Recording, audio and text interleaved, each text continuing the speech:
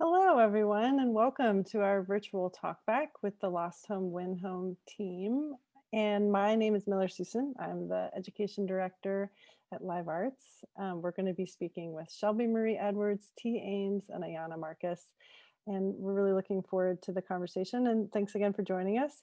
I did say this earlier, but just a reminder that we're recording this session. So it would be great if you could leave your cameras and your microphones turned off.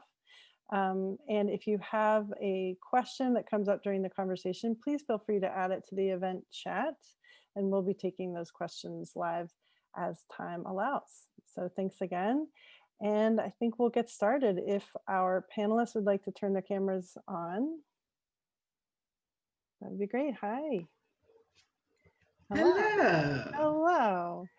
I introduced myself. I'm Miller Susen, the Education Director at Live Arts, but if you all would like to do so as well, if you would just introduce yourselves, give us a little sense of your theatrical backgrounds and what brought you to the project of Lost Home Win Home, and maybe because it's Zoom and it can be a little awkward, I'll just call on you so that it's not confusing. It's just like we're in a class. I'll be in my education mode. So I am going to let the performer and playwright go first. So Shelby Marie Edwards, thank you so much for joining us, and take it away. For sure. Hey, y'all, what's up? My name is Shelby Marie Edwards. I use she, her, and hers, and I'm the writer and performer of Lost Home Win Home. I'm trying to think. So I started doing solo perform. Well, before that, T and I were doing classes at Live Arts. So we had a rapport back then. We've been friends since like the 5th or 6th grade, and so then we did camps, support camps. Fast forward, I went to college for theater at Virginia Commonwealth University in Richmond. I loved it. I got a BA in theater with a minor in business. And then I worked at Steppenwolf Theater Company for a year in theater management, where I learned all of the ins and outs of HR, finances, like all of that good stuff. And then after that, I got my master's from the University of Chicago in humanities. And during that time, I had the ability to write and create, and I found a special love for solo performance. And I always knew that I would write a piece about August 12th because I was frustrated with the media afterwards. And one thing led to another, and I did it in New York for a workshop, and then I did it in Chicago at a workshop, and I kind of wanted to do it in Charlottesville, but I kind of didn't want to because I wasn't sure how the public would take it. And so the Zoom opportunity was actually perfect for a show like this because I had significantly less stress about who would show up in the space, even though I was still stressed and had Ayanna check to see if the door was locked before each performance. So yeah, that's a little bit about Lost Home Win Home. I was really spoiled, or as far as artistically, in this particular show, because I got to pick both the director and the producer stage manager, and I got both my first picks. And it's great that I got to work with a team of Black individuals. And thanks y'all for being here. I'm really excited.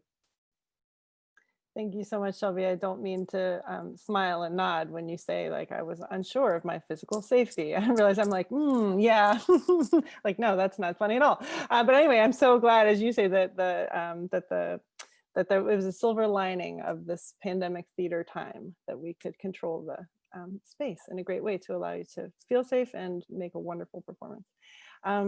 So speaking of your team, Ti Ames, director, will you please join us now?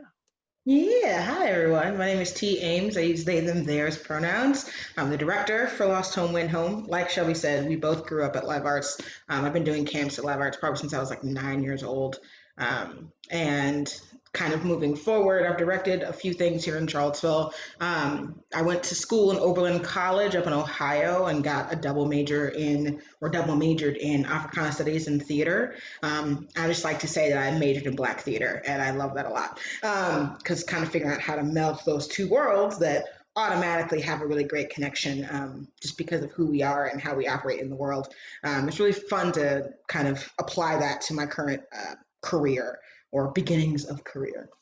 But yeah, so Shelby asked me if I wanted to direct the show, and I was very happy to. Currently, I'm working at the Renaissance School downtown here in Charlottesville as a theater teacher and an independent study teacher. I also work at the Front Porch as a private vocal coach. So I'm very happy and blessed in midst of this pandemic that I still have jobs and that I get to work in the kind of world that makes me the happiest, which is theatrical. But as far as the show is concerned, yeah, Shelby asked me if I would direct, and I jumped on it immediately just because I love Shelby and I love working with her. I also just really loved the script, and I had. I guess we'll get more into this into the talkback itself, but how I got introduced to the show, I actually got introduced to it back in like February, maybe January, February, when Shelby was about to take it to the Chicago workshop and asked me to like look at one of the scenes that she was working on, and I just fell in love with it. I thought it was genius. So it was really fun to be able to work on it holistically in this version of it at Live Arts. Awesome. Thank you so much. And I'm so glad you were able to be a part of it. It's very meaningful to me as somebody who has worked at Live Arts and education that you all met through education at Live Arts. I mean, you didn't meet through, that's not how you met, but you worked together. You started working together in the theatrical sense, possibly through education. We bonded. It's how I we love that. Yes. It's amazing. Hooray, that's exactly the way it's supposed to work. So that's a success story. Ayanna Marcus, please tell us everything there is to know about you, because you are relatively new to the Live Arts community, and I am so happy that you were able to work on this project, and we have loved having you join us for other projects at Live Arts. So tell us all about you. Yes, thank you so much for that, Miller. So my name is Ayanna Marcus. I was the production stage manager. I use she, her, hers pronouns, and I am originally from Ohio. So I moved here in January of 2019 and immediately got involved with Live Arts with a different show, acting, which is really more of my background. So I also went to undergrad at the Ohio State University for my BA in theater, mass media communications and social issues, and then later went to grad school for my master's in public administration. And so I am currently a programs manager for the Charlottesville Area Community Foundation here, and it's why I'm here in Charlottesville. And this is my first time actually being a stage manager for a show. And so I also noticed Beverly had a question in the chat about what that exactly entails. And so it's very unique in the sense of sometimes this role and even tacking on, producer and stage manager can vary whether you're doing this professionally, if it's a volunteer, if you're working within, another theater. I've produced my own stuff before, not to belittle it by putting it in quotes, but essentially I made sure it got done. So aside from Live Arts, I've been a producer of my own works where I made sure that the finances were there, securing the space, securing the actors. I wrote the piece as well. But yeah, the producer really is in charge of, again, just really making sure that the show happens, that there's all the financial backing, marketing, all the right folks are in place.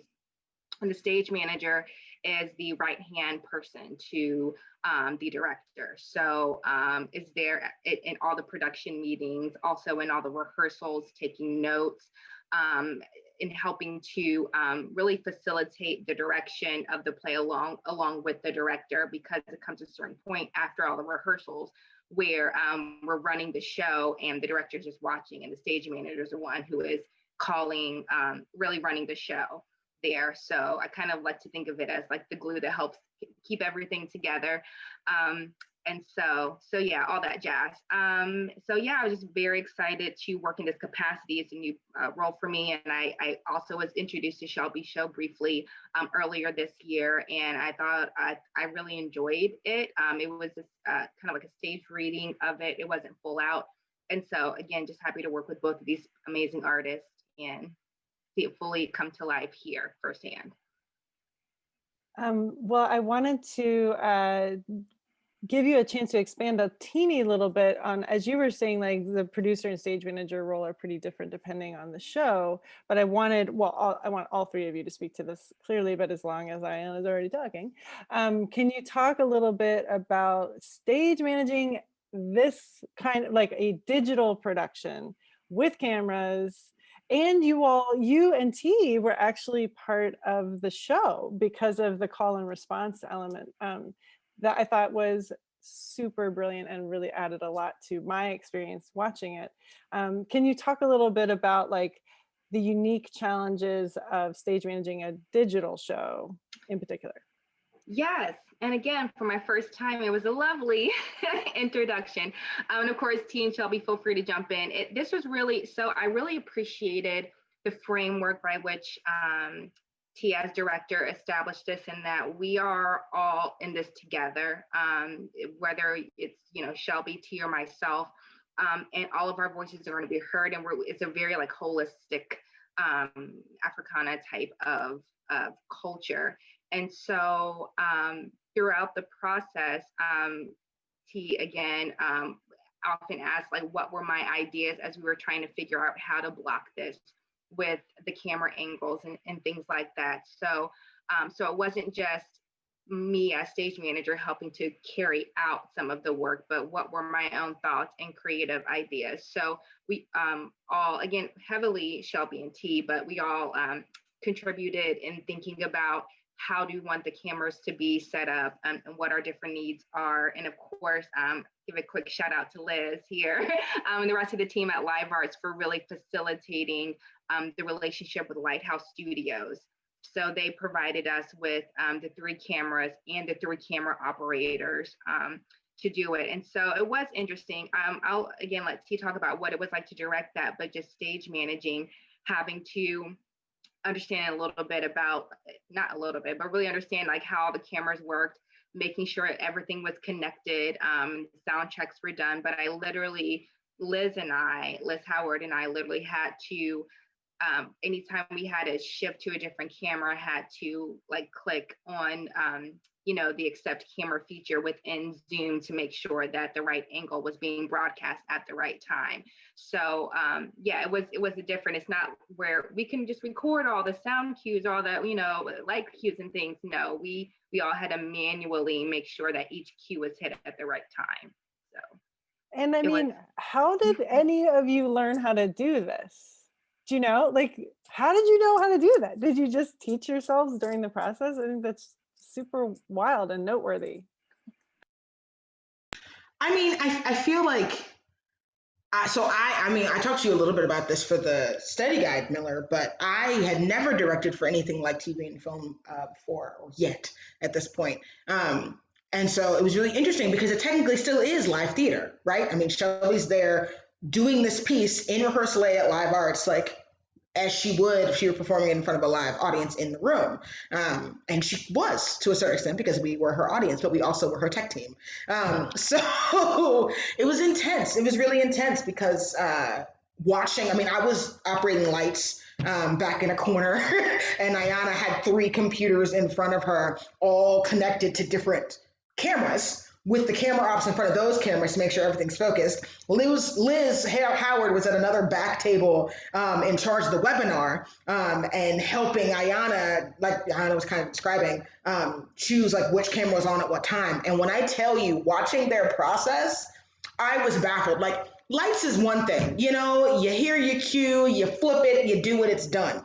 What Aiyana and Liz were doing, I still am shocked and amazed, because the amount of pressure and stress involved in like, okay, make sure this timing is like perfect so that we don't see too much of a screen here, or make sure that we don't lose Shelby when she goes out of this one into this camera. Like, there's so many technical things going on at one time, but Aiyana and Liz just did it amazingly. I was really happy. I feel like this show, more so than other shows I've worked on, at least in the last couple of years, was way more heavy during Tech Week. So Tech Week was less about costumes and makeup and hair and lights and sound, and way more about the computers, way more about Zoom and the webinar and how we're going to utilize this tool in the best way to really tell this story. But we got it down. So by like day 3 or 4 of tech, there were no issues. It was just about repetition and getting more into the flow of the show. So I feel it was successful. I'm excited to go back and watch it over Zoom because, we're watching it live every night that we did it.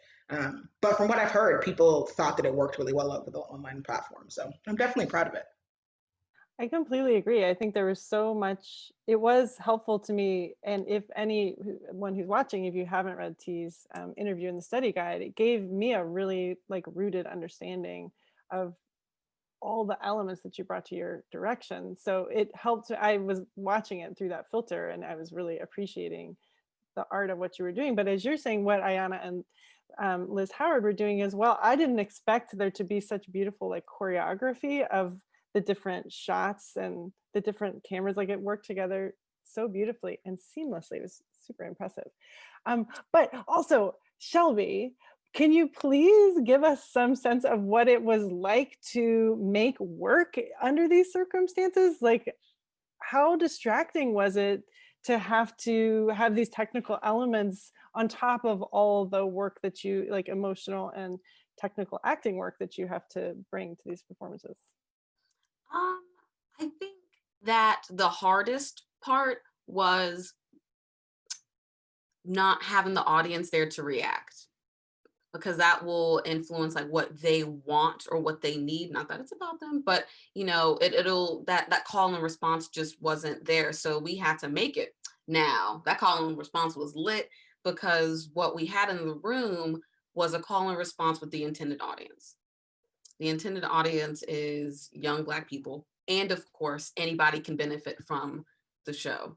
So I think that was the hardest part. I will also say a lot of people, I don't think realize that we were all remote up until a week or 2 before the show opened. So I was rehearsing either in rehearsal A or where was that place? Preston's house, my partner's house. So that was how it went, and it was really successful. And I think because T and I have a common language, it was great.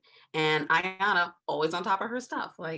Everybody was great to work with. So it's hard work, but this was the most ideal of circumstances with putting on a show like this. I will also say during Tech Week, I really had to be on top of my game with lines because I didn't have time to say line. I'm he's gonna have a breakdown. And T is so good at their job that I wasn't necessarily stressed about lines. So I could really just focus on being the actor and focus on the writing and stuff. So those are my initial thoughts about acting in the Zoom world. As long as you're speaking, we had a question that was submitted prior to this event. Someone was asking about your process, how long the writing process took, what the revising process was like. And I happen to know because I read an earlier version of the script that there was a little bit of revision even to make it work in this particular environment and working with this team. Can you speak to that writing process a little bit? Mm-hmm. I think that the writing process became more specific. So when I was writing it in Chicago and New York, there were a few things that I let slide that weren't necessarily true. I think I had a line about how the hat was on Robert E. Lee's head, but that's not factual. He's holding the hat. So we adjusted a few small things. And then I was also able to speak from more consistent truth. And I know that might not be tangible, but being in Charlottesville performing the show made me realize what things were the most true and in what moment. So I was able to do a better job gauging it. As far as my writing process, I personally like to start writing from rite of passage moments. And those are the moments that form me as a person. So A12 formed me as a person. When I got called the N-word for the first time, formed me as a person. And I feel like those are the stories that are the most universal because everybody has had a life-changing moment. So that's where I like to work from. I also it's a James Baldwin quote. I don't know it off the top of my head, but it's this idea of universal concepts. If something specific is a universal concept, which sounds like it doesn't make sense, but it does. And he also has a quote about not looking for resolution, but revelation. And I really try to consider both of those things because one is very Eurocentric and one is not. And I find I'm not Eurocentric. That's just not how I create art, and that's okay. So when I look at the writing process, I always consider universality, specificity, and being culturally specific as possible. There was one other thing I was going to say about the writing process, but and as far as the universality, that's why I brought in chess, because race can be so daunting. But games, not really hard to talk about. Winning and losing, not hard. Home, not hard. So what can we do to connect all of those pieces together? I totally agree. I mean, I totally agree that it was a really effective tool, like chess especially was a really effective metaphor, and I thought it was used very beautifully. I wanted to ask, and this is something that's based in something that T was talking about during the rehearsal process, but what was it like to play Shelby? Like, can you talk us through like and T, maybe you want to chip in, because I really liked what you were talking about in our interview, but sort of the storyteller Shelby, the actor Shelby, the character Shelby, like your own personal experience of it. I don't know, like a one person piece isn't necessarily as autobiographical as this one is, and so that might have added sort of a layer of like meaning and resonance and also challenge. And I wondered if you could speak to that a little bit. Yeah, well, I think working from this idea of both and instead of either or was helpful, because I allowed myself to say I could be both now and 7 at the same time, and I could be okay with distancing myself from like the character. So for example, when we talked about Shelby at 7, we were able to make her a little bit more lively than maybe I would have been when I was 7. And I think making that distinction of like, okay, I'm not this person in this moment, which means I can judge myself a little bit more. So we can think critically about each of the characters. And so that's something, T, you will probably touch on this, but we tried to give each character grace, and including myself. Now, as far as Shelby the griot, that was still a heightened level of me, but it was more me than any of the other characters. And on any given day, that would change depending upon how much oppression I experienced on that day, which is valid. T, those are my thoughts. I'm sure you'll just elaborate. Yeah, sure. I'll piggyback off you. We talked a lot about the idea of griot storytelling. And for those who don't know what griot storytelling is, it's built out of not just the African diaspora, but just indigenous diasporas. This idea of passing down stories and truth and love through verbal storytelling. And so not a lot of our culture was written down, especially when, enslaved Africans were brought to the Americas. We didn't have pencil and paper. A lot of it just had to be memory. And so we were talking about like the power of memory and the power of like how we remember things and how we tell those stories through those memories. And so a lot of my job was helping Shelby kind of frame each character as their own memory, especially the characters that are closer to her. So for those who don't know, like she plays 11 characters in the full show, and all of them are based off of real people to some extent. A lot of them I don't know, especially the Chicago characters. I was not in Chicago with Shelby, but she told me stories about them, and we were able to kind of frame them that way. But then people like Little Shelby. I remember Little Shelby because I was around Little Shelby when I was little T, and talking about the activist. The activist is currently Shelby's partner. And I was like instrumental in helping introduce them. So like, it's really interesting when you're looking at like the personal relationships of the show, that were kind of written into the show and then having to broadcast those out to an audience. And so you kind of mentioned a little bit about like giving them more grace, Shelby, and I absolutely agree. I think that it's really dangerous to judge characters, especially when we don't agree with them or we're feeling uncomfortable about them. I think every character that we play, no matter what play we're looking at, has their own life, has their own breath and reason for doing things, just like we do. And part of our job and responsibility as theater makers is to bring them to life and make them, to give them that power, because, they're on paper or in your brain. And so we have to kind of figure out how to translate that the best way possible. And so especially when we're dealing with characters like the radical journalist, we don't have to say his name out loud, but we know who this man is, and who he's based off of. And one of the biggest challenges on that day when we were blocking that scene was, look, we might not like this man, but we have to tell him in the most genuine way that we can. And when I think of him, I don't think of anger. I think of where he must have been coming from when he said these things and when he made these decisions and moved forward with the rally. And honestly, what I saw was someone who was confused and desperate and wanting to be heard and validated, like most humans. You know, we all want to be heard. We all want to be validated and taken seriously, which is why that portrayal of that character isn't mean or angry. We didn't want to villainize him because he wasn't a villain to himself. So a lot of Shelby's inner work was like toying with those emotions and how to put those forward. And I'm incredibly proud of the fact that she was able to do that with such grace, especially when she's playing herself half the time. So it's hard. It's super hard. Yeah, I was gonna say, like, did you feel like you really needed to, I'm imagining the answer is yes, call upon your emotional reserves, because we are talking about true events, and to, as T is saying, like, filter the actions of a person who caused a lot of objective harm through a lens of grace. I feel like that's a lot of heavy lifting emotionally. And then also to be preparing a performance. Can you speak a little bit about, and any of you can speak on this if you feel like you have something to add, but Shelby, can you speak a little bit about preparing events with like emotional resonance or that are autobiographical in some way for a performance? I mean, this is sort of what we've been talking about, but just like another kind of element of like turning life story into performance, or supporting, and also like what support emotionally did you need to be at your best to be able to really share this story with our audience? Yeah, I think that for me as an actor and as a writer, my intention is healing.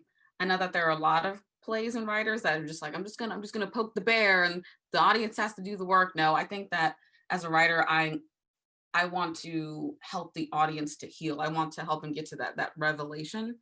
So that's a huge part of me. So when I go into the huge emotional moments, I know I'm going there to then come back to the healing. So there's always a point, and so I'm always safe with myself. Even with my last solo shows that dealt with topics that were just as hard, I always made sure that I would circle back to healing. So that was an easy way to protect me as an actor. I will also say, without saying too much, there's been a lot to pull from. That's all I'll say. There's a lot of microaggressions and such that I had to deal with on a regular basis. So that was easy to pull from. So the beginning of each rehearsal, I'm like, all right, this is where we're pulling from and we're gonna heal from it. And then the last thing I was gonna say as far as performing, I actually lost my last thought. I don't remember. If I remember, I'll say it again. But yeah, that's it. T, do you want to pop in? Or Aiyana? Sorry, I was trying to unmute myself, but Aiyana, please feel free to pop in as well.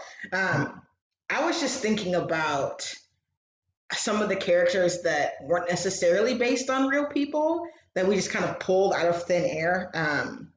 I was thinking a lot about the minstrel character and how, you know, that's not really based on any singular human. But I'm really inspired by being, you know, a Black theater major, basically, really inspired by like how Black people have told stories throughout time. And how that's been recorded. And so for those who don't know, you know, minstrelsy was actually started by white people in America, you know, in like the 1800s, where they would use like tar or soot to, you know, blacken their face and pretend to be Black people for money, for sport, for entertainment.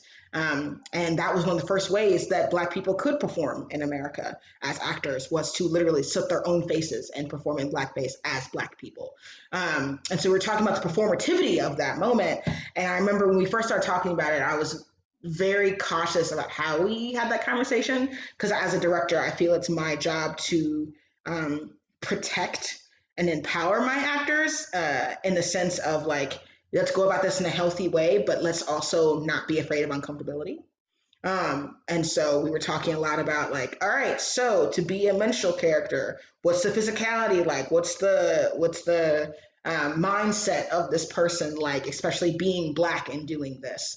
And I love the place we settled on because it was comfortably uncomfortable. Still one of my absolute favorite characters in the show, with, you know, the kind of the growing of it. Really just like spoke to me in such a gross, horrible way. I know each time we saw that, Ayanna and I would look at each other and be like, ugh, like every single time, just because it was hard to watch. But in a good way. Like I think, Shelby, you really mastered the uncomfortable moments in a really beautiful way, that made it accessible and poignant, but still like calling people out. What I like to call calling people in, or calling people out to call them back, especially with characters like Menstrual. Thanks, T. I remembered my thought when you started talking about minstrelsy. I think the other reason, and that I felt really comfortable in the space, is because of the space that we created as a group. I think that live arts is still growing in a lot of ways, and artistically, I'm not gonna front, they're doing okay. They're doing okay. And so I feel like the artistic team did a really good job of saying like, hey, here you go. We'll see ya. We'll see ya. If you need support, hit us up. We'll give it to you. Great. Let us know. You want to do this? Awesome. Go for it. This is your space.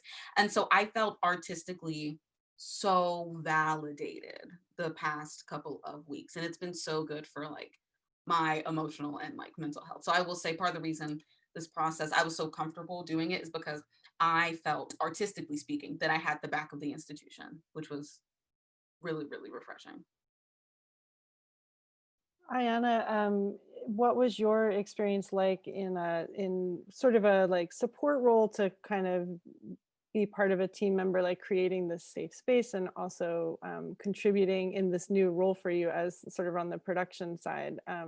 And what was your experience just like as a person, like watching this show? Like, did you have a favorite moment, or something really salient that you took away that you'd like to speak about? Those are some great questions, Miller. For so yes, it was really a joy, and I hope I answer them. Let me know if I don't. It was a joy to watch and be a part of. As I mentioned, like for example, you know, we in the beginning of rehearsal, you know, Shelby and T would be starting to go through warm-ups, and I would just jump in too in the beginning times, because normally the stage manager doesn't do those, you know, vocal warm-ups. So like just check in with our own bodies and our minds. And yeah, I was like, nope, let's all do this. Because I needed it. And again, used to coming from the acting perspective, so I thought, why not? So that was different, and I think it was very unifying to all start together. I also, yeah, just to watch everything unfold. Like I mentioned, there is some moments where I definitely brought in my feedback, but it was just really a joy to watch T direct and Shelby act. I mean, yeah, oftentimes I wouldn't have anything else to add to it, because I'm like, you've hit a lot of marks. I don't see anything else. And as just a person, a Black person, a Black woman, it's yeah, I definitely had my own moments of healing and resonance in watching Shelby, not just during the performance, but the growth throughout. And so I'm inspired as an artist. It took me back to the first time I was called the N-word, and other experiences and things that have gone on back in my home community, and technically it's Xenia, Ohio, which is right outside of Dayton, Ohio, and the things that we've been going through the past year, and just remembering those that have come before us, really acknowledging our ancestors, and just the presence that we felt anytime we were in the space. And so maybe T or Shelby can talk about this more, but we got to a point where we started the actual run of the show when we were on the space together, and said, hey, let's have a moment of prayer, you know, a moment of thanks, all three together. Let's set the atmosphere. And now I can't go back though. I'm like, all my spirit experiences need to be like this. So it was beautiful. So. It sounds beautiful. And really, I think it came across in how gorgeously wrought the work was. It was joy, true joy to experience. And I think the combination of many elements of a live performance with Zoom was totally ingenious. And I think you obviously were all operating at a really high level and supported each other really effectively to make great, beautiful work. I wanted to ask all of you, T and Shelby also, if they're, well, T, you sort of spoke about like an especially salient or sort of a favorite moment in the show, but I didn't know if you had anything to add. And Shelby, also, what was your favorite part? Was there a favorite part to perform? Did you have like a little dessert moment? Sometimes I've felt like in performances, like there's like a moment that I look forward to doing that's like especially fun to do, or especially like it feels really good in my body, or it feels great to communicate that part. And either one of you can jump in. I think for me that changed on a given day, but for where I am right now, I think the most healing part for me was that very ending moment where I talked about how I lost home, went home. And I think it's important for me to remind myself, and I said this in the show and I'll say it again, that institutions and places don't love you. And I think that that can be hard when you feel so much love for that place. So I think that was a discovery I made throughout the process of the show. And I think that's the part that I look the most forward to, because those are the healing words that I needed to say to myself. So I will say I looked forward to that moment the most. And of course, this idea of upon becoming a queen is how I self-identify. Yeah, so that's where I went with it. And then like also thinking about chess, and something I've been thinking about particularly this week is that and maybe I'll put this in the show, like chess pieces don't lose power because the other player doesn't recognize it, right? So I can still operate as a queen even if the people around me are like, oh, she can only move one square. Okay, I will move one square, but when I need to move diagonally, I will. So that was a moment that I look forward to the most.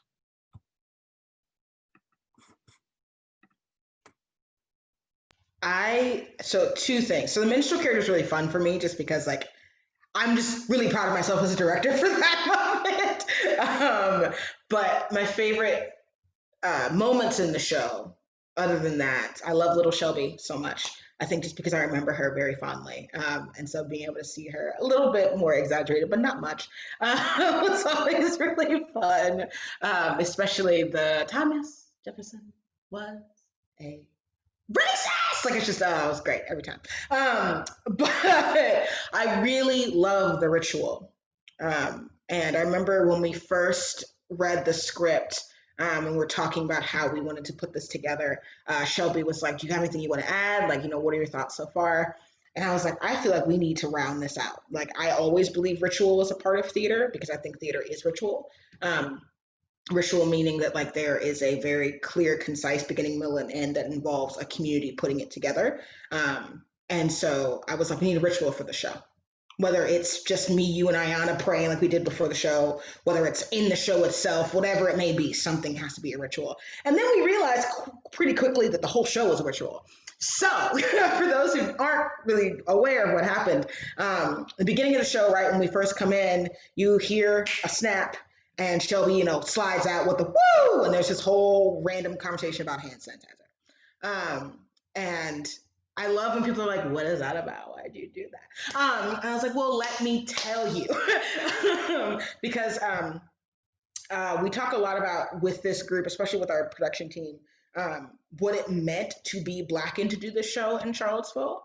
And we talked a lot about how, as Black people, we don't get to necessarily stop playing the game of chess because the game of race is never ending, therefore the game of chess is never ending.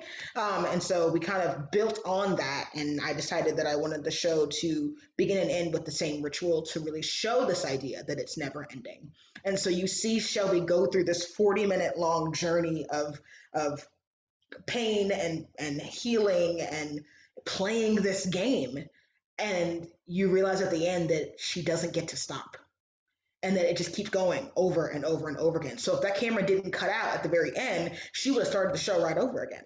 And it would have just continued because as Black people, we don't get to stop the game. ever. And so if we're talking about the game and we as Black people are always playing that game, that means that this ritual will never end because we don't get to stop it. So honestly, like that's like one of the things I am most like, oh, beautiful. Like I love it so much because even if people are confused, even if people are like, I don't get it, that's okay. Because I think, Shelby, we actually talked about this a little bit, that it's a privilege to be Black in a lot of ways. Because like, yes, the double consciousness, yes, the history, yes, the pain and grief and the oppression that comes with being Black is not a privilege. But being able to see things from more than one point of view is. And so being able to say, oh, we can do this show and perform it and entertain and have a nice time in this room together, but also this means more than just this play in this room right now, that's a privilege. And I'm very blessed and humbled to have that privilege and to be able to share that with Ayanna and Shelby. Whew, well, very well said. I wanted to, this is a little bit of a sidebar, but Shelby, when you were mentioning, oh, maybe I'll add that to the show, or T, and I mean, all of you have spoken about the resonance, a special resonance of doing this show in Charlottesville. Do you have a sense that you will do another version of the show elsewhere? Is it continuing to evolve? Do you have further plans for it? Let us know. It really depends. I have like an unofficial policy that I only perform at the Jefferson School. This was just like a small a small exception. So that's a way of saying if I do it again, it would probably be at the Jeff School. And if I do it again, I would love to take this team with me. Obviously some theaters want to micromanage how you perform it, but we're gonna see. That's me, I'm picking T and Aiyana. But yeah, I think I'll let it sit for a little bit and just see where it goes. We had a lot of questions in the registration forum about messages that you all hoped an audience would take away, or what you felt was the most kind of important thing for people to recognize about the show. I mean, I feel like that we've touched on that sort of obliquely a lot of times, but I wasn't sure if any of you had a specific thing that you'd like to say on that topic, and I would love to hear from all three of you. Aiyana, you go first. Yeah, my hand was slow to the unmute. Yes, on the one hand, there are many things that I hope people take away from the show. But just the thing that's coming to my mind, it goes back to a piece in the show that resonated with me. I will say one of the dessert moments is probably little Shelby. But there's a spoken word portion where Shelby talks about the first time she was writing with her sister, they were called the N-word, and it's extremely poetic. And for some reason, like it just speaks to like the child in me, or the little girl in me that's still there. And that's still evolving and still needs probably levels of healing and deliverance for the rest of her life. And so I hope that for anyone really, but I'm really for other Black people who are watching the show, to whatever resonates with them, to just take that and then move forward with it. And especially if they are an artist, like I put in my note, if you haven't told your story, write it. If you haven't, the thing that you're waiting on, do it. So I hope that people leave just knowing they're not alone. While our stories are distinct, we are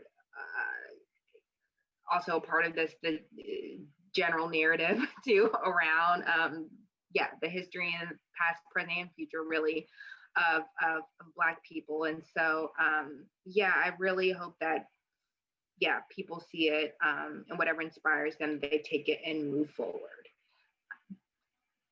whatever that may be. Love that. T, do you have anything to add? Yeah, one of the biggest messages, and I remember giving Shelby this note and she took it and ran with it, and I was really happy with it. Towards the end of the show, where she's talking about like 2 years out from A12 being in the park again, she's like, most people in Charlottesville or like all over think that this was like an invader situation. You know, people came from out of town to Charlottesville, and A12 happened. But I love but it was a mix, because it really was. And we don't talk about that often enough. And I think, especially given the narrative of like the news and social media around that time, it was so much about kind of covering up the hurt and the grief and the pain of that moment, and making it more about like, oh, Charlottesville's all love, we're all going to heal together, it's going to be fine, like we've never had something like this happen to us and we're going to heal together. I'm like, but being Black in this town, like this is pretty normal. Like, yes, A12 was like a massive I don't even know how to put it. It was devastating, absolutely devastating, and there's no way of getting around that. And I'm not disputing that by any means. I am adding to that, saying that we can't sit here and act like Charlottesville's history isn't steeped in what happened in A12. And so I think from this show, I hope that not just Black folk, but any people, oh no, I'm gonna say specifically non-Black people, white people, see this and understand that like, this is really what it's like to live here sometimes. And we've made a really big deal out of this is one singular story of a Black woman in Charlottesville. This is not every Black person's experience. It's not every woman's experience in this town. But Shelby's story is important. And I love that we were able to tell it in this way, that she was able to tell it this way and continues to tell it. Because I think there are so many misleading accounts of A12 and what Charlottesville has done since. And it's like, it's still Charlottesville. It's still UVA. It's still Thomas Jefferson. It's still the lies and the oppression and the murder and all the things that Charlottesville was built on. And so we can't forget that just because we want to forget. And that's a privilege, to forget when these things happen, when we as Black folk are surrounded by it on the daily. So it is a mix. It was a mix and it is a mix. People who were attended there still live in Charlottesville. People who were complicit still live in Charlottesville. People who refuse to actively stand up for Black lives still exist in this town. People who are complacent in this fight, especially in 2020, are still in Charlottesville. And we can't forget that. It's a constant, active fight to love and exist and be. And if you're not willing to fight, then I don't really know what to talk. I don't know what to say to you. So yeah, that's the main thing I really hope people got out of this. It's like, we're all in this together, but it's a different fight. And Black people are done fighting. We're going to keep doing it, but it's a privilege at this point that white people need to start doing that and continue doing that for us, because we didn't cause this. We're cleaning it up, but we didn't cause the mess.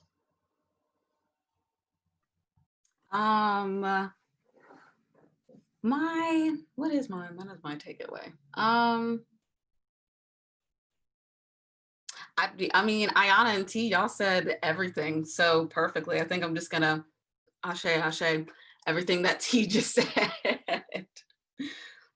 Yeah, that was great.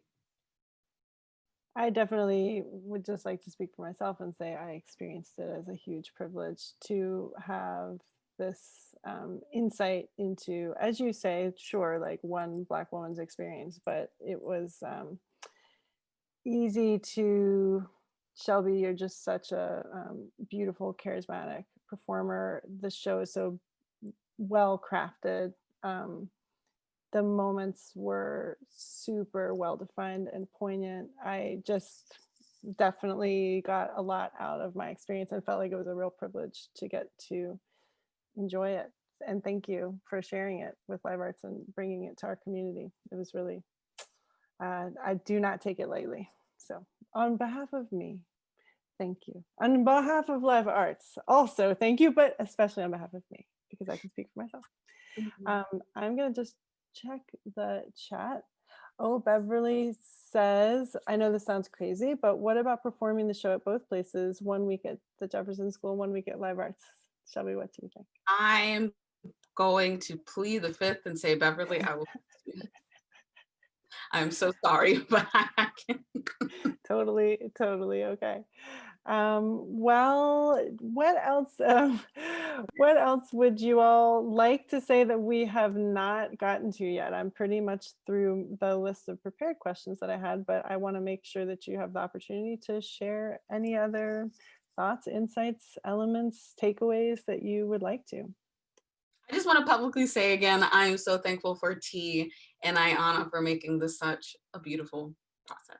I can't thank the two of you enough. And I will be in both of y'all's faces for the rest of your lives, so long as you let me. So just gonna put that out there now. Oh, I love you. I love you so much, Ayanna. And I literally was telling Ayanna this the other day. I was like, girl, I'm so happy I finally got to know you more. Like, it's really funny. Not even, funny is not the word. Just being like a Black performer in Charlottesville.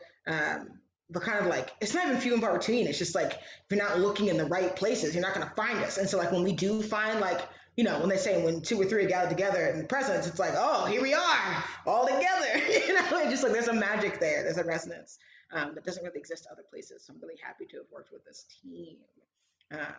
There's something else I was going to say, and suddenly I've forgotten, and I don't like that. I don't know. I don't know if you had anything I might remember. Yeah, I don't have much else except, yeah, I appreciate this opportunity from Ti and Shelby. And again, being newer to the area, yeah, it's been fascinating. Yeah, just I've been in Charlottesville less than 2 years, and there are some different pockets that you can get involved in and folks to reach out. But like Ti mentioned, to really have other Black artists, like the company of these two, is very much a jewel. And I think situations like this encourage people to want to stay in Charlottesville and make art here. Or yeah, so yeah, it's been a good experience. Please stay in Charlottesville and make art here.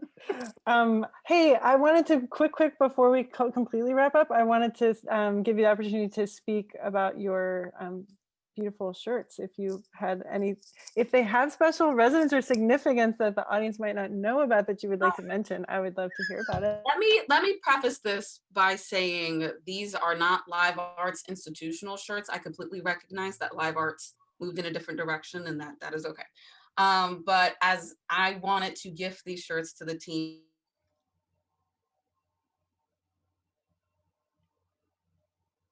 is from a Black, oh no, did you lose me? Just for a second, yeah. Oh, okay, sorry. But like I chose to print them. The art was made very intentionally, so I gifted these to the team. Yeah. They're gorgeous, and you wear them very well. Yeah, go ahead, go. I was gonna shout out the team real quick. Because we don't necessarily have to use all names or like last names, but shout out to Preston, who made our wonderful bench for the show. Oh my God, it's beautiful. He's an amazing carpenter. Also want to shout out Heather Hutton, our lighting designer, Annie Temick, who works at Live Arts and built the beautiful chess table that we used. I also want to shout out Lighthouse for providing the cameras and a lot of the like technical stuff that we were working with. And also shouting out our amazing young Black camera ops. We have Grace and Angel and Connor. They were amazing. Just so nice to have more Black folk in that space for that wonderful call and response and just that great energy. So, and of course we got Liz, who I still can't imagine doing the show without her. Oh my God. And then, you know, people like Jeremy and Miller who helped us put it together. Thank you. Very, very grateful. And Katie with all the amazing marketing too. Katie, yes. I'm so sorry, Katie. Okay. Yeah. Katie and Hunter. I will gratefully. Really she did a great job, and I was gonna say I will gratefully take your shout out, but I want to make it clear I did nothing except enjoy this work. Thank you. It was amazing. Okay, I think we're pretty much wrapped up unless anybody has any final thoughts. I see lots of nice thank yous in the chat, and thank you from me too. Yes.